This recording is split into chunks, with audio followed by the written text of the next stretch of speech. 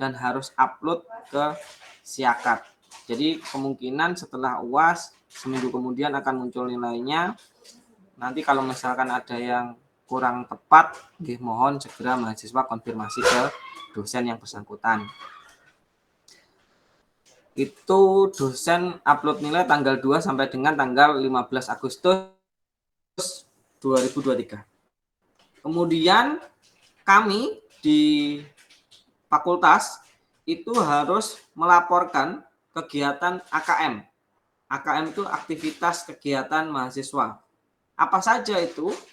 KRS, KHS, dan laporan perkuliahan lainnya. Ya, kayak pelaporan perkuliahannya dosen, kemudian kegiatannya dosen juga, itu tanggal 16 sampai dengan 25 Agustus 2023. Nah, di situ saya kasih bintang kenapa? Karena KRS itu sudah kita cicil. Jadi pelaporan untuk KRS itu sudah kita cicil ke PD Dikti, ke pusat. Jadi bagi teman-teman mahasiswa yang belum KRS tetapi tetap ikut kuliah, itu akan percuma karena tidak dianggap kuliah. Jadi ya silahkan segera diurus. Kalau nggak diurus ya saya nggak bisa ngapa-ngapain. Jadi resiko memang di mahasiswa. Sekarang memang KRS sudah dijadwalkan kemarin tanggalnya kapan, terus selesainya kapan. Bintang tolong di mute.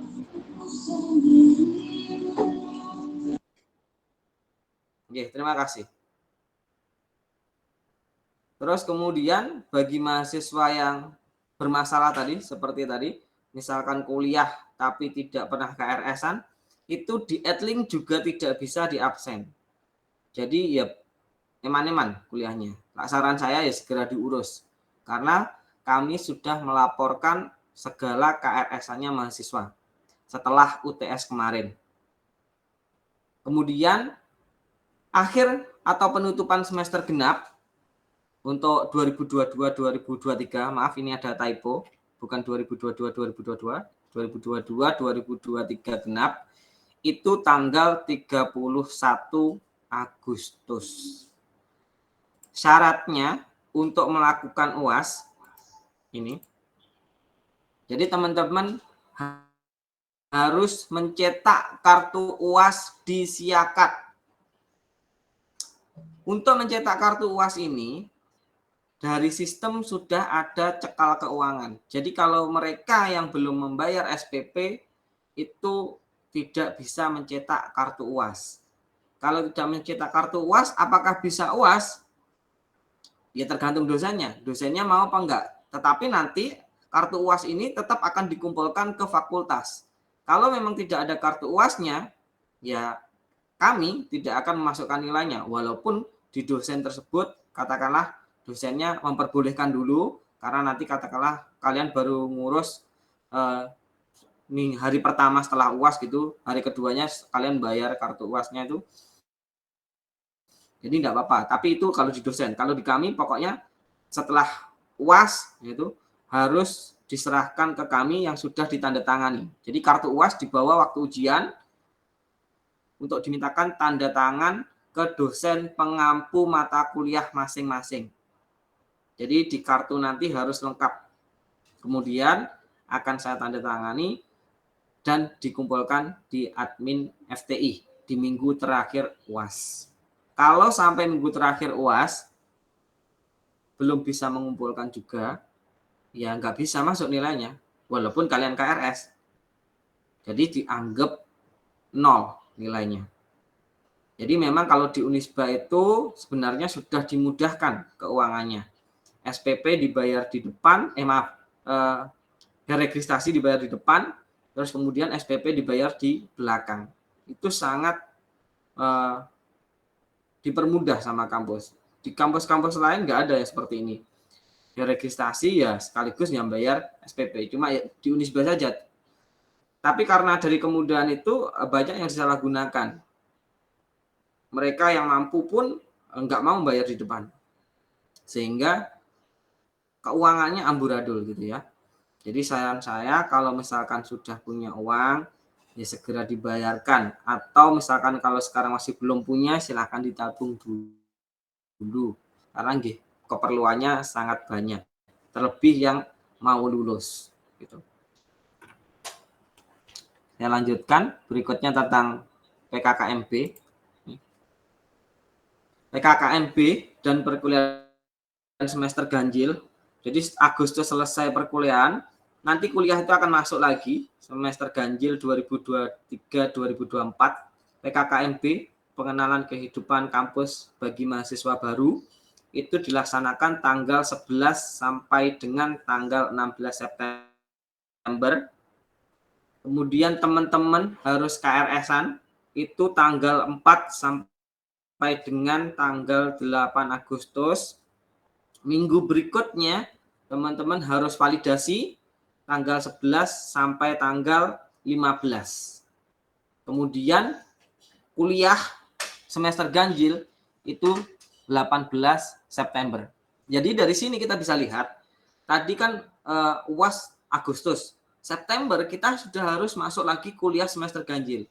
Jadi artinya liburan semester genap ini tidak seperti liburan sebelumnya. Yang dulu sebelumnya biasanya liburan semester genap itu panjang sekali, 2 atau 2,5 bulan. Tetapi di sini hanya sekitar 3 sampai 4 minggu atau 1 bulan saja. Dan terlebih yang semester 6 harus KKN nanti. Makanya nanti pasti ada bentrok jadwalnya karena KKN itu pelaksanaannya juga di bulan September itu. Ya nanti silahkan kalau yang KKN ya izin sebentar untuk misalkan KRS atau validasi, izin ke kelompoknya nanti. Berikutnya tentang PKL dan KKN. Nah, ini PKL ini berlaku untuk mahasiswa yang sudah di semester 5. Kemarin liburan semester 5, mereka sudah PKL dan ujiannya di semester 6. Nah, kapan ujiannya? Insya Allah besok Senin, tanggal 19, Senin, Selasa, Rabu, 19, 20, 21, terus dilanjutkan tanggal 26 Juni 2023. Untuk jadwalnya sudah kami buatkan, silahkan bisa di-scan QR code-nya atau dari link yang sudah saya tuliskan di situ. Jadwal ujian PKL _TI 2022-2023. Itu ada underscore-nya ya ini. Yang PKL TI itu bukan spasi. Jadi setiap ada kayak spasi itu dikasih underscore atau garis bawah. Kemudian untuk jadwal KKN itu tanggal 21 Agustus sampai dengan 19 September 2023. Nah, di situ pasti bentrok. Karena tadi kita bisa lihat jadwalnya di sini perkuliahan mulainya tanggal 18 September. Sedangkan kalian nanti KKN itu sampai 19 September. Jadi 1 hari di hari pertama nanti kalian kemungkinan diperbolehkan untuk izin karena masih mengikuti KKN. Gitu. Nah ini kenapa kok semua jadwal ini berubah di kalender akademik? Ini adalah upaya dari kampus atau universitas untuk memfasilitasi mahasiswa supaya nanti ketika lulus, ketika di wisuda, mereka itu sudah mendapatkan atau membawa ijazah, transkrip, ataupun SKPI. Kalau tahun sebelumnya yang lulus bulan Desember kemarin, angkatan 2000 yang lulus tahun di 2022 kemarin, itu wisudanya Desember. Tapi baru menerima ijazah ataupun transkrip itu di bulan Mei atau Juni ini. Jadi selangnya itu sekitar 5 atau 6 bulan, terlalu lama. Nah, makanya dari situ kita melakukan evaluasi, kemudian memangkas liburannya supaya harapannya nanti tidak ada masalah seperti ini lagi. Jadi teman-teman insya Allah ketika sudah mendapatkan ijazah, transkrip, sama SKPI. Itu yang pertama. Yang kedua, ini juga diambil keputusan ini karena untuk memfasilitasi mahasiswa sesuai peraturan PDDikti yang mana ada kegiatan MBKM, Merdeka Belajar Kampus Merdeka. Untuk kegiatan MBKM ini biasanya waktunya disesuaikan dengan kampus negeri. Sementara kita swasta biasanya ketinggalan sekitar 2 bulan dari jadwalnya kampus negeri. Maka dari itu jadwalnya bagaimana caranya supaya sama dengan kampus negeri, ya itu tadi, liburnya dipangkas. Dengan ada libur yang dipangkas ini, teman-teman yang ikut MBKM insya Allah nanti ke depannya bisa lebih mudah karena KHS yang dicetak itu nanti adalah di semester yang bersangkutan. Tidak seperti yang kemarin-kemarin. Ikut MBKM tetapi KHS-nya belum keluar karena masih UTS, sehingga menyulitkan proses pendaftaran MBKM ini. Oke, saya lanjutkan tentang skripsi berikutnya. Nah, ini memang agak berat teman-teman angkatan 2019 karena memang ada kebijakan baru dari kampus, kalian harus menyelesaikan skripsi secepatnya. Di sini kami sudah melakukan reservasi calon wisuda itu tanggal 10 Juni kemarin. Nah, yang kami lakukan, yang kami pesankan tempat untuk wisuda ini adalah teman-teman yang sudah maju seminar proposal kemarin. Yang belum selesai mengerjakan revisinya, segera diselesaikan. Jadi ini Pak Saiful tidak main-main. Kalau memang tidak bisa segera diselesaikan, nanti tidak bisa lulus karena waktunya sangat mepet. Juli itu sudah ujian. Terlebih kemarin kalau belum mengumpulkan ada denda. Dendanya kalau lebih dari 100.000 saya ganti menjadi buku saja biar tidak memberatkan mahasiswa. Terus kemudian yudisium, nah ini yang agak berat lagi di sini. Yudisium itu atau pengumuman kelulusan di fakultas dilaksanakan tanggal 31 Juli 2023. Kemarin saya tanyakan ke bagian keuangan, apakah yudisium ini harus membayar sebesar biaya yudisiumnya, yaitu kalau tahun kemarin sekitar 2.050.000. Nah, tapi tahun ini saya kurang tahu apakah memang bayar seperti itu. Ternyata ya harus membayar yudisiumnya di sebelum bulan tersebut. Jadi sebelum tanggal 31 Juli. Jadi ya memang sangat berat, harus membayar yudisium, terus kemudian harus membayar SPP, harus membayar skripsi yang 500.000 itu. Ya jadi ini memang agak berat juga, tapi tolong diusahakan ya, karena memang ini keputusan dari kampus. Terus kemudian ada pemasangan PIN. Nah, PIN ini apa? PIN ini adalah nomor untuk ijazahnya nanti. Jadi untuk nomor ijazah ini akan kami pasangkan bagi mahasiswa yang sudah maju sidang tugas akhir di minggu ke-3 sama minggu ke-4 bulan Juli. Jadi kalau yang sudah ujian TA atau tugas akhir, nanti baru kita pasangkan PIN-nya. Kalau misalkan belum bisa ujian, ya enggak kita pasangkan PIN-nya. Jadi hanya sebatas kita reservasi calon wisudawan saja, bukan calon penerima ijazahnya. Kemudian ijazah, transkrip, dan SKPI ini bisa mulai dicetak insya Allah tanggal 11 sampai dengan tanggal 30 Agustus 2023. Nah, nanti dengan cara seperti ini insya Allah ketika teman-teman nanti di wisuda itu sudah membawa ijazah, transkrip, sama SKPI-nya. Gitu. Jadi memang ini di press waktunya untuk ngejar semua ketinggalan kita supaya jadwalnya itu sama seperti kampus negeri.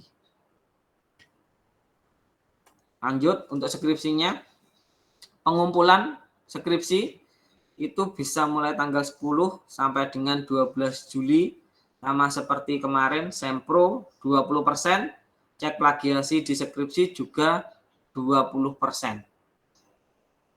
Kemudian, nah ini yang saya bilang tadi, skripsi membayar 500. Jadi mulai PKL bayar 300. KKN bayar 400. Skripsi bayar 500. Yudisium bayar 2 juta. SPP bayar 2 juta sekian. Jadi ya total ya sekitar 7 mungkin ya. Ketika teman-teman sudah membayar skripsi, harus divalidasi di bagian keuangan. Kemarin saya lihat yang bayar skripsi itu dari FTI, bukan Prodi TI saja, tapi FTI, artinya berarti TI sama Siskom. Itu cuma ada 1 orang saja yang bayar skripsi. KKN yang sudah membayar alhamdulillah banyak. Cuma yang daftar hanya 8. Yang lainnya sudah membayar tapi belum daftar. Nah, misalnya sudah membayar, ya segera daftar. Kalau nggak daftar, kalian nanti nggak dapat kuota, ya jangan salahkan kami, eman-eman, karena sudah membayar. Gitu ya.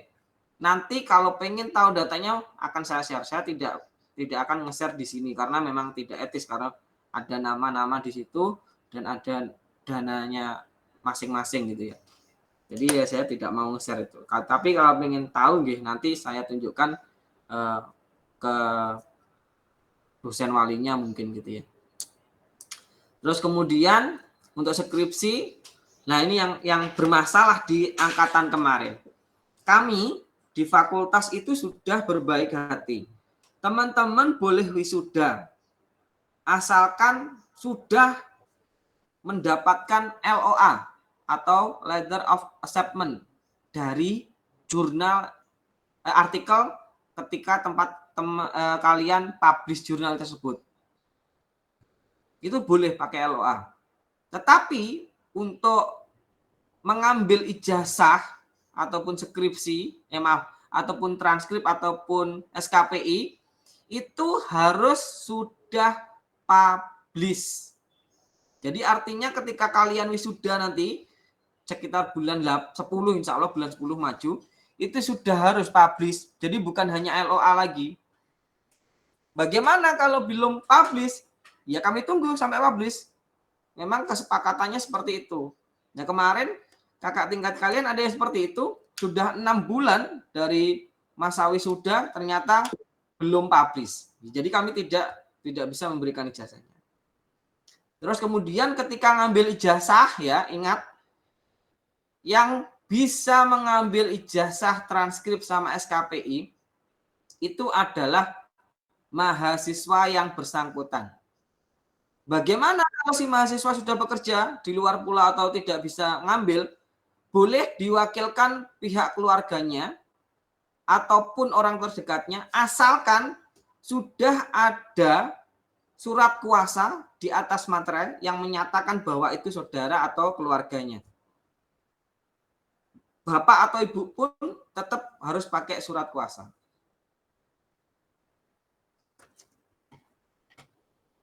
Oke, ini skripsi sudah. Berikutnya terakhir, ini yang paling penting. Cuti kuliah dan DO. Cuti boleh diambil pada semester 3. Pak, boleh nggak cuti di semester 1? Mending nggak kuliah daripada gitu. Kemarin soalnya ada yang cuti semester 1 memang karena hamil gitu. Akhirnya ya nggak bisa kuliah. Jadi cuti itu boleh diambil di semester 3. Dan kalian S1 maksimal itu 7 tahun kuliahnya atau 14 semester. Selama 7 tahun atau 14 semester ini, teman-teman sebenarnya boleh cuti sebanyak 4 kali. Namun, tidak boleh berturut-turut. Maksudnya bagaimana? Contoh, semester 3 kalian cuti. Semester 4 itu enggak boleh cuti. Baru boleh cuti nanti di semester 5. Jadi cuti itu boleh berselang. Nah, kalau tidak berselang, artinya tidak ada transaksi kuliah selama 2 semester berturut-turut, itu nanti akan kena yang namanya auto cleansing dari Siakat. Sehingga status mahasiswa, baik di Siakat ataupun PD Dikti, itu nanti akan dikeluarkan atau di drop out. Ada nggak Pak? Banyak, tak bilangin.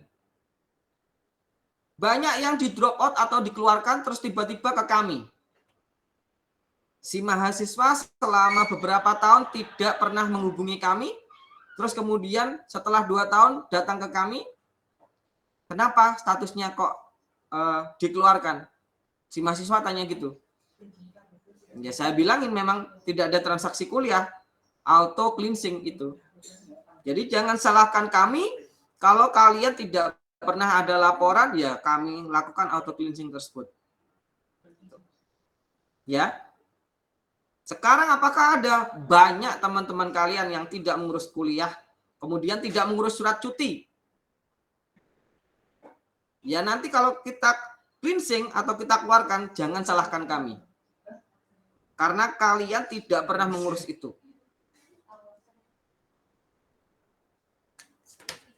Yes, ini sudah selesai semua. Jadi jadwal akan berubah semua, baik UAS, kemudian skripsi, kemudian semester ganjil 2023-2024 semuanya berubah.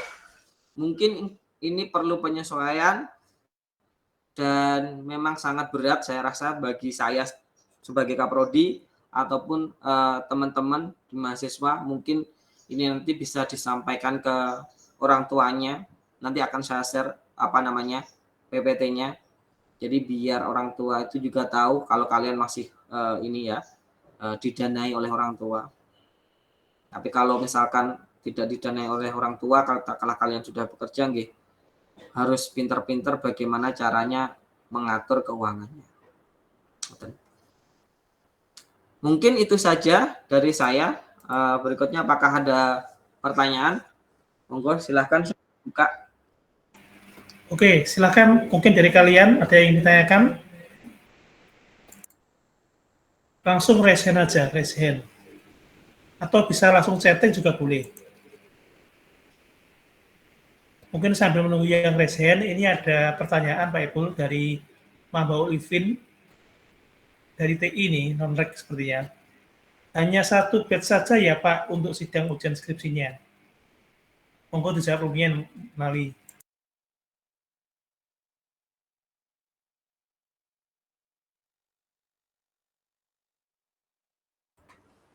Oke, ada satu pertanyaan dari teman kita, Mas Mambau Livin.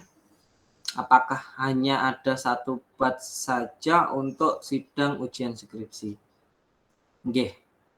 Karena waktunya yang mepet tadi, insya Allah skripsi ujian TA atau tugas akhir lebih tepatnya, itu dilaksanakan di minggu ketiga sampai minggu keempat. Sesuai dengan jadwal tadi, kalau memang lebih dari itu, kemungkinan itu tidak masuk ke dalam yudisium. Karena kita bisa lihat tadi, yudisium itu tanggal 31 Juli. Nah ini, yudisium itu tanggal 31 Juli. Jadi kalau ujiannya lewat itu, mohon maaf, tidak bisa dinyatakan lulus tahun ini. Oke, jadi gitu ya Mas Ivin ya. Ada jawaban tadi untuk skripsi itu hanya 1 batch saja karena waktu yang sangat mepet. Mungkin dari yang lain silakan. Ada yang bertanya langsung nggak apa-apa raise hand. Atau kalau malu-malu chatting juga nggak apa-apa. Mungkin ada yang skripsi tadi. Bertanya karena saya rasa mahasiswa itu sudah besar, pasti ada problem, tolong disampaikan sehingga kami bisa tahu. Iya. Kalau nggak ada yang tanya, kami itu bingung juga. Kalian paham atau enggak? Terus kemudian kalian menyalahkan kami, Pak, kami belum dikasih informasinya. Pak, ini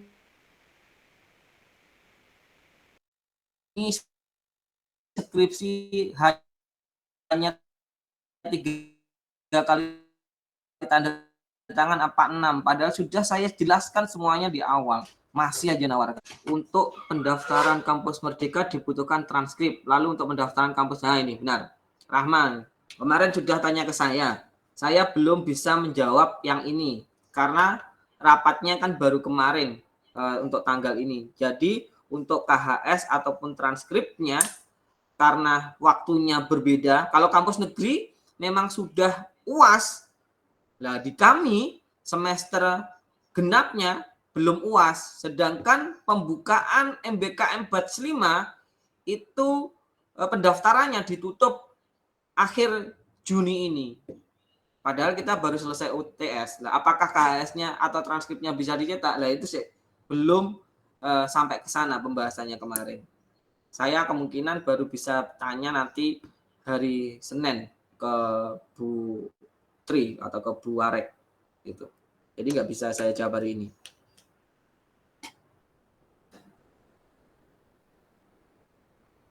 Persyaratan yudisium apa saja? Persyaratan yudisium sudah saya share di pengumuman skripsi kemarin yang ada fotonya sekian, harus warna kuning, backgroundnya atau apalah itu. Silahkan dibaca tuh. Jadi kelihatan tuh. Kami sudah share mahasiswa juga gitu. Enggak hanya mahasiswa, dosen pun juga gitu. Kami sudah membuat pengumuman bagaimana caranya, tetapi tetap tidak pernah dibaca. Terus alasannya saya ketinggalan informasi. Nah, terus gunanya apa? Kami menginformasikan kalau memang tidak dibaca. Jadi silakan dibaca lagi.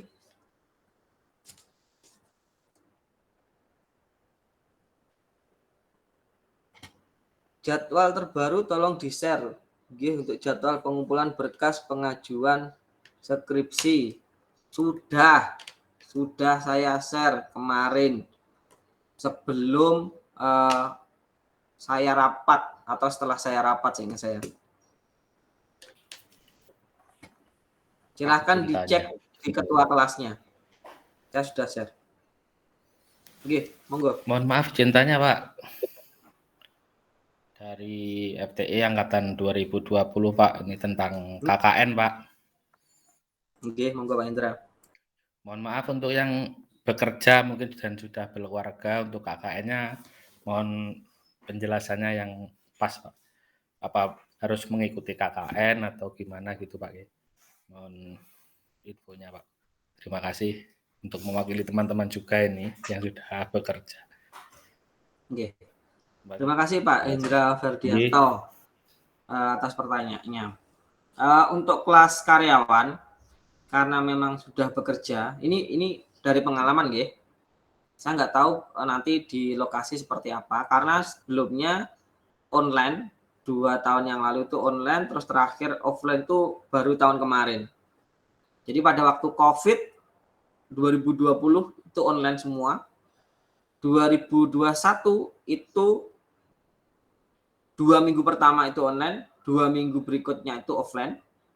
2022 itu offline, tatap muka semua, harus datang ke lokasi.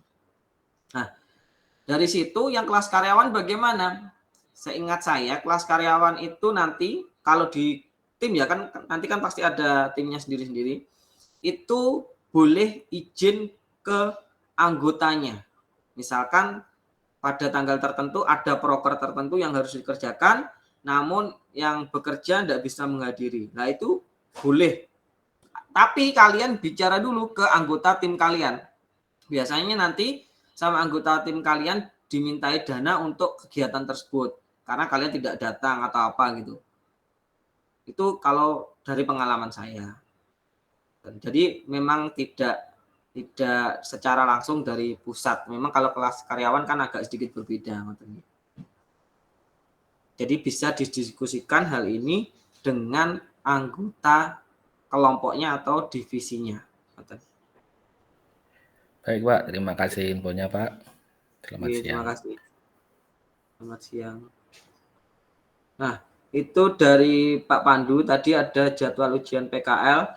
Linknya bisa diklik ya. Karena kami sudah share tadi. Terus kemudian daftar mahasiswa FTI yang sudah membayar, KKN juga, monggo di situ yang warna hijau itu yang sudah membayar dan sudah mendaftar.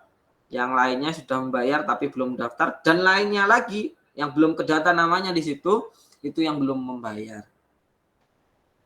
Syaratnya KKN kalian sudah harus PKL. Syaratnya skripsi atau sempro kalian sudah harus KKN.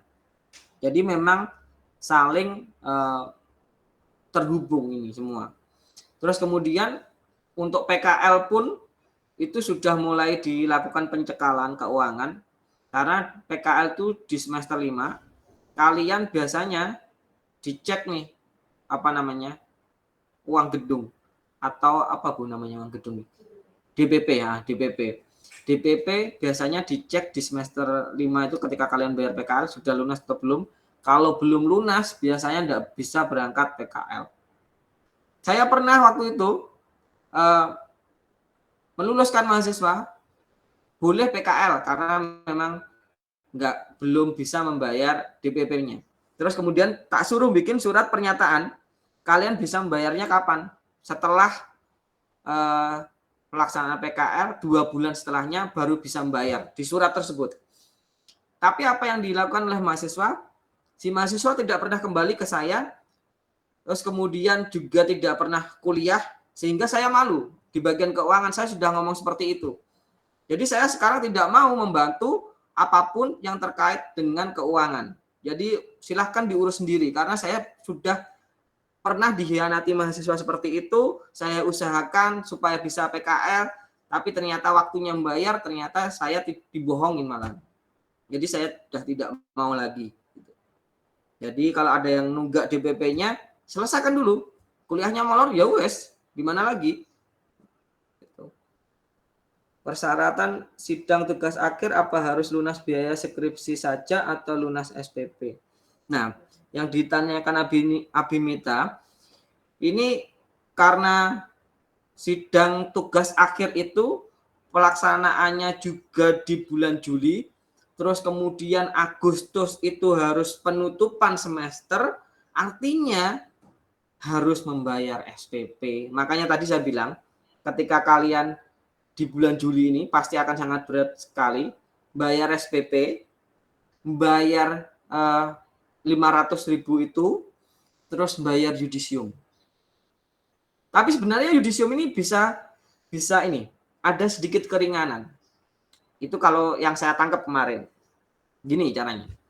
Tapi ini mungkin jangan dipraktekkan ya, atau mungkin bisa dipikirkan dulu. Kemarin tuh yudisium boleh tidak membayar dulu di tanggal 31 Juli yang saya tangkap ya. Jadi 31 Juli di situ hanya pengumuman kelulusan saja yudisium. Enggak usah bayar 2 juta, enggak apa-apa dulu. Tetapi nanti ketika sebelum wisudanya insya Allah maju paling bulan 10, itu kalian sudah harus membayar yudisiumnya. Kalau enggak bayar yudisium yang 2 juta nih, wisuda, pendaftaran wisuda, kan nanti ada SIUDA, sistem sistem informasi untuk wisudawan, itu syaratnya di situ sudah harus membayar yudisium tadi gitu. Jadi mungkin Juli caranya bisa membayar SPP dulu, terus kemudian membayar yang 500. Yudisiumnya mungkin setelahnya Agustus mungkin saya bisa. Gitu. Coba nanti ya teman-teman tanya dulu apakah yudisiumnya harus dibayar full atau nyicil gitu di bagian keuangan. Soalnya kalau kemarin yang saya tangkap itu gitu. Semoga saja yudisiumnya nggak harus dibayarkan bulan Juli, karena sangat berat sekali itu bagi saya, sangat abot sekali itu. Ada lagi?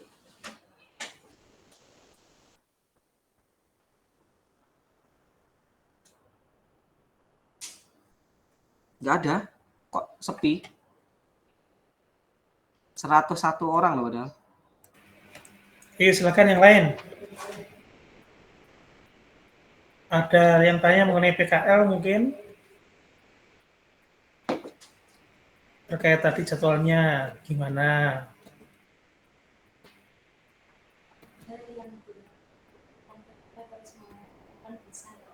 Oh, ada nggak? Atau Masih agak KKN, shock Pak. Pak. Keuangan. Nah, itu ada Bima Rendra ya. Ya, memang kami pun juga memang memikirkan keuangannya sepertinya sangat berat sekali karena dari waktu yang diubah itu kan merubah semuanya, kebudayaannya kita semuanya, keuangan juga harus dirubah. Memang perlu penyesuaian. Tapi mau nggak mau itu harus dilakukan oleh universitas supaya kita itu sama nih dengan kampus negeri. Jadi pelaporan skripsi, pelaporan perkuliahan, pelaporan sistem untuk dosen itu insya Allah semoga saja nanti sama dengan kampus negeri sehingga teman-teman ini yang MBKM tidak kesusahan seperti sekarang ini. Memang ini harus diambil resikonya seperti ini memang. Sertifikat ospek sama KKN termasuk SKPI. Oke. Siapa yang tanya nih? Oh, Ivin. Gini Mas Ivin. Jadi untuk SKPI sertifikat itu paling enggak nanti kalian yang terhitung untuk mungkin KKN bisa.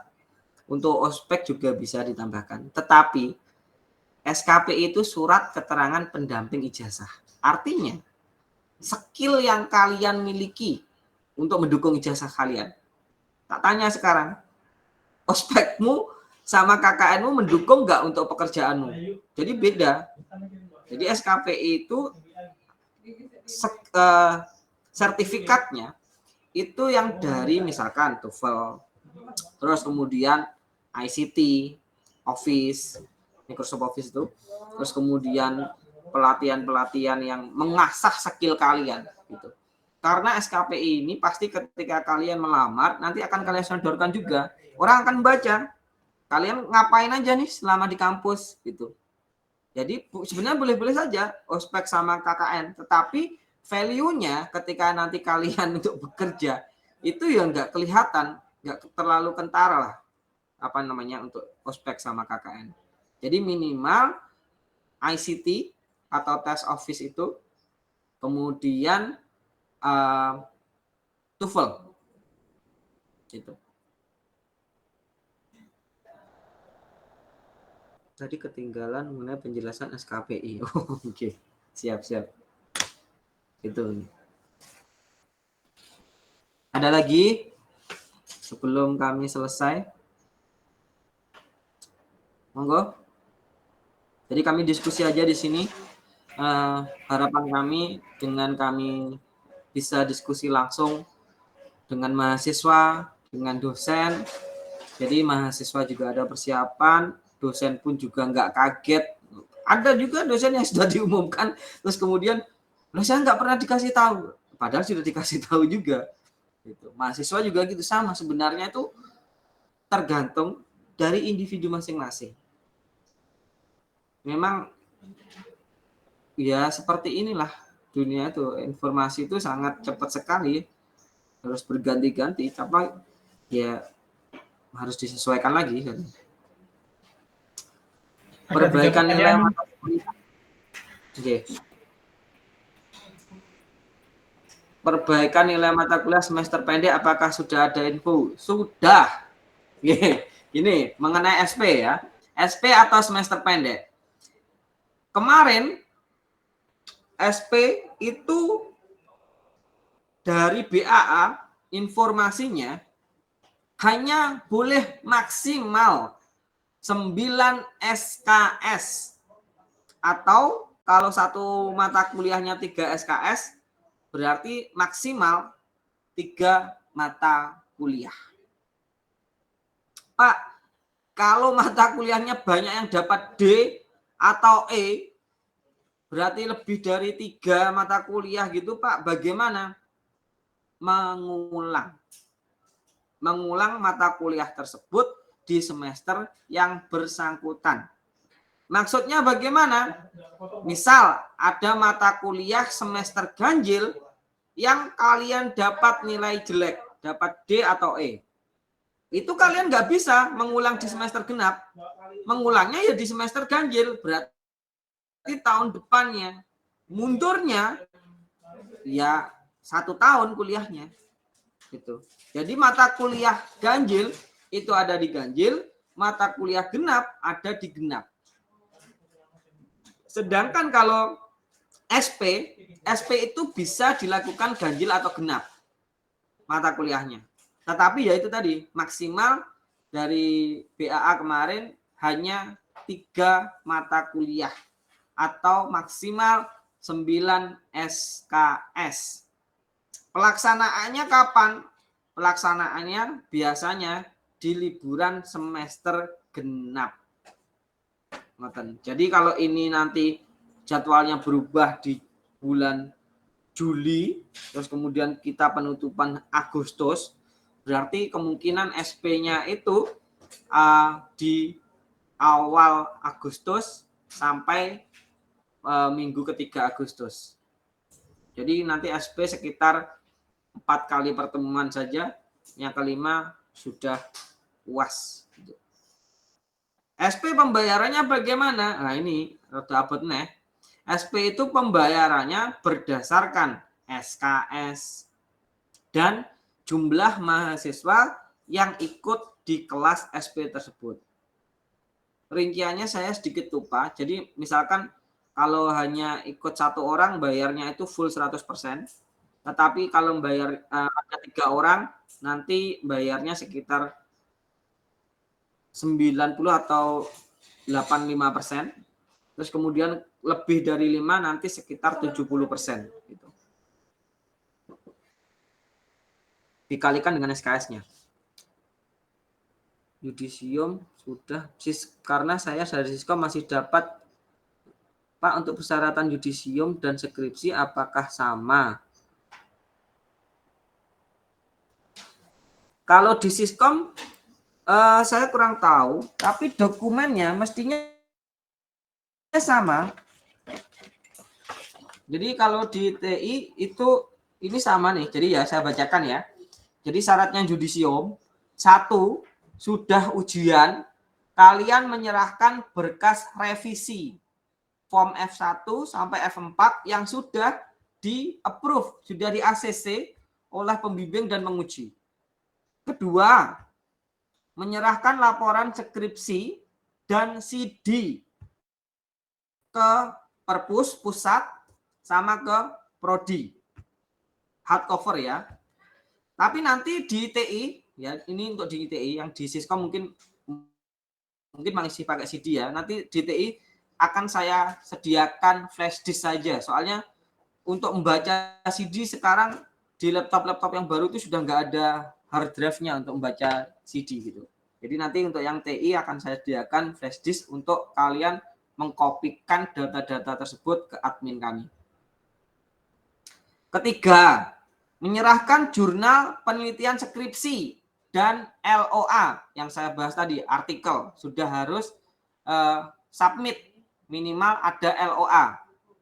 Ya, yudisium LOA. Tapi kalau mengambil skripsi itu sudah publish gitu. Membayar skripsi 500.000 melalui bank dan divalidasi oleh bagian keuangan. Buktinya nanti difotokopi 2 kali, diserahkan ke admin. Nomor 5, membayar yudisium. Kalau tahun kemarin 2.050.000, ya ini nggak tahu tahun ini berapa. Nanti pasti ada pengumuman.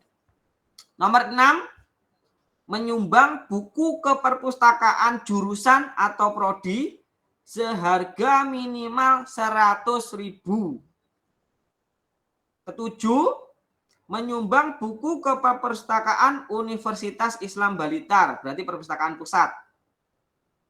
Nomor 8, menyerahkan fotokopi sertifikat workshop atau seminar, ini yang ditanyakan Ivin tadi.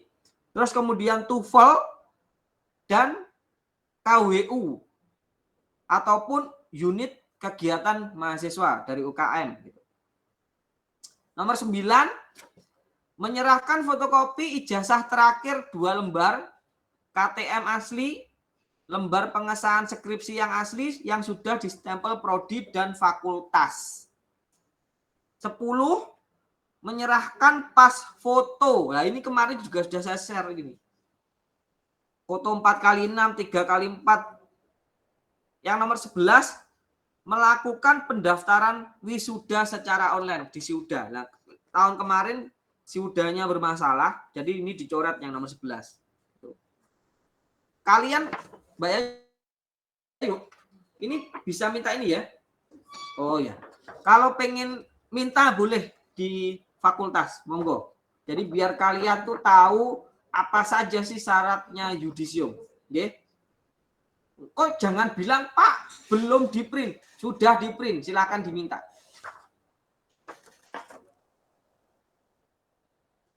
Apakah yudisiumnya bayar 2 juta?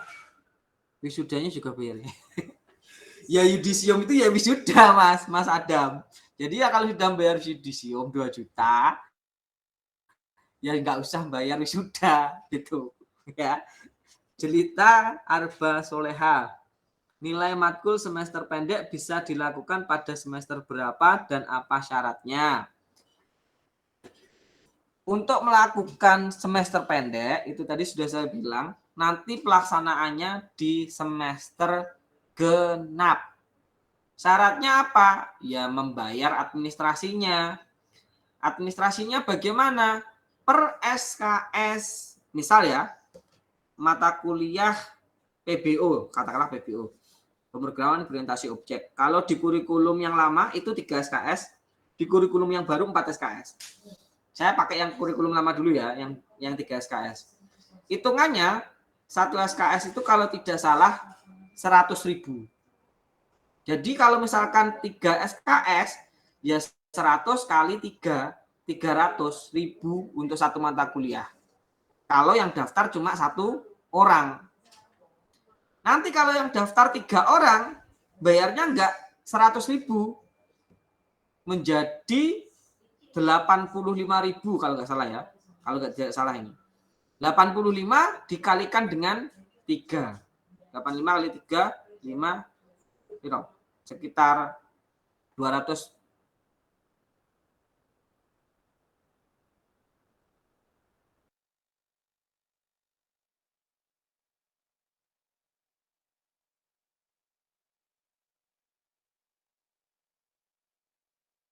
Dikalikan dengan 3. Kalau nggak salah ya. Nah, nanti saya cek lagi. Waktu Jimmy tinggal 5 menit. Oke, siap. Ada lagi? Oh, enggak ada.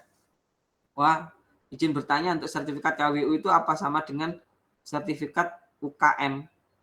Beda seingat saya. KWU itu ada sendiri. Ketika kalian ikut mata kuliah KWU, biasanya ada ini. Ada apa namanya, kayak kegiatan wirausaha atau apa gitu, nanti dapat sertifikat. Seingat saya dulu gitu.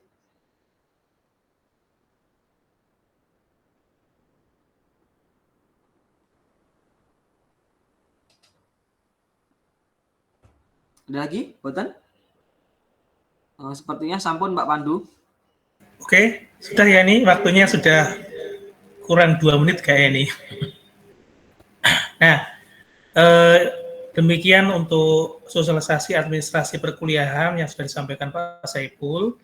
Jadi nanti dari kalian tidak ada lagi pertanyaan-pertanyaan terkait apa yang harus dilakukan untuk melakukan kegiatan perkuliahan, baik itu perkuliahan sendiri, kemudian PKL, KKN maupun skripsi.